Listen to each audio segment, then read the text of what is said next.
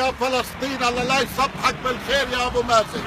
يا زلمه من كل عقلك بدك تشتري لاخوات شرموطه سفير دبور هذا في لبنان، سفير فلسطين في لبنان بتشتري له شقه بمليونين دولار. يا زلمه هو اخوات شرموطه مين بيمثل؟ هذا بيمثل سويسرا ولا فلسطين؟ يا زلمه انت بتعرف انه الشعب اللاجئين الشعب الفلسطيني في لبنان عايشين ببراكسات مخيمات؟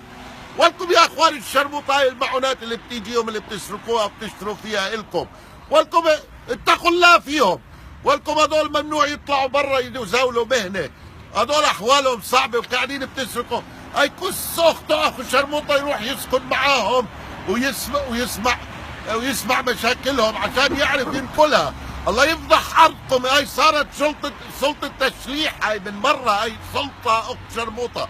وبالنسبه لكم يا حكام رام الله حمد الله عباس عرقات شعث، كلكم يا اخوان المنيوكه لابسين بريوني، بدلات بريوني $5000 البدله. على فكره هذا البريوني اللي ودالك اياه مبارك الخياط، ولابسين وحسابات في البنك وسيارات فخمه.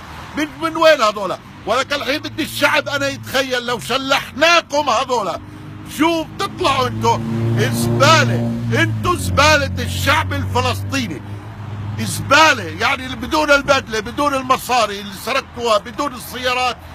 شو احوالكم بتكون؟ شو راح تكونوا؟ زباله.